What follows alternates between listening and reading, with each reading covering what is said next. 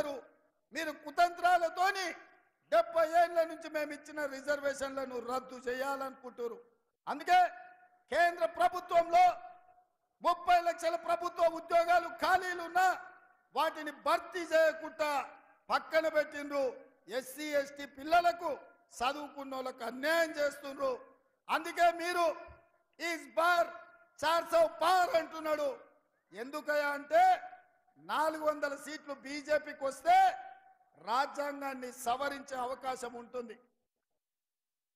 3 2 వంతుల మెజారిటీ బీజేపీకి వస్తే ఎట్లయితే 370 ఆర్టికల్, ట్రిపుల్ తలాక్, సిటిజన్ అమెండ్మెంట్ యాక్ట్, అదే విధంగా యూనిఫామ్ సివిల్ కోడ్, నోట్ల రద్దు, జీఎస్టీ, రైతు వ్యతిరేక నల్ల చట్టాలు ఎట్లయితే పార్లమెంటులో ఆమోదించిండ్రో ఈ ఎన్నికలు జరిగిన ఎంబడే బీజేపీ ఒకవేళ ప్రభుత్వంలోకి వస్తే ఎస్సీ ఎస్టీ బీసీ రిజర్వేషన్లు రద్దయితాయి. మిత్రులారా, ఇవాళ మండల్ కమిషన్ ఇచ్చిన నివేదిక ప్రకారం బీసీ జనాభాను లెక్క కట్టండి, 27% నుంచి బీసీ రిజర్వేషన్లు పెంచండి అని సుప్రీంకోర్టు ఆదేశాలు ఇచ్చింది. వాటిని దృష్టిలో పెట్టుకొని ఇవాళ కాంగ్రెస్ బీసీ జనాభాను లెక్కించాలంటుంది. ఎందుకు బీజేపీ బీసీ జనాభాను లెక్కలు వేయొద్దు అంటుంది? నరేంద్ర మోడీ సమాధానం చెప్పాలి. నరేంద్ర మోడీ గారు ఇవాళ రేపో మన గడ్డ మీద కాలు పెడుతుండు. నరేంద్ర మోడీ ప్రధానమంత్రిగా భారతీయ జనతా పార్టీ రాజకీయ పార్టీగా ఎందుకు ఎస్సీ ఎస్టీ బీసీ రిజర్వేషన్లు రద్దు చేయాలనుకుంటున్నారు? ఈ దేశంలో మూలవాసులు వాళ్ళు. ఈ దేశం ఉన్నది, ఈ గడ్డ మీద పుట్టింది, ఈ గడ్డ మీద పెరిగింది.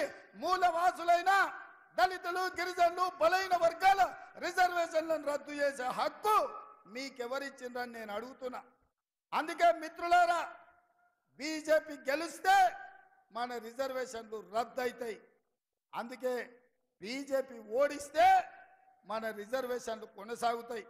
ఈ ఎన్నికల్లో ప్రజలు ఓడాలన్నా బీజేపీ ఓడాలన్నా మీరు ఒక్కసారి ఆలోచన చెయ్యండి. అందుకే ఈ వేదిక మీద నుంచి తెలంగాణ సమాజంలో ఉన్న 50 లక్షల నిరుద్యోగ యువకులకు, ముఖ్యంగా దళితులకు, గిరిజనులకు, బలైన వర్గాల బిడ్డలకు నేను విజ్ఞప్తి చేస్తున్నా. ప్రమాదం పొంచి ఉన్నది. ఎన్నికలైనంబడే నరేంద్ర మోడీ దళితులు, గిరిజనులు, బలైన వర్గాల మీద సర్జికల్ స్ట్రైక్ చేస్తాడు. మీ రిజర్వేషన్లు రద్దు చేస్తాడు. నేను ఎందుకు ఇంత గట్టిగా చెప్తున్నా అంటే నరేంద్ర మోడీ, అమిత్ షా రిజర్వేషన్లు రద్దు చేస్తారని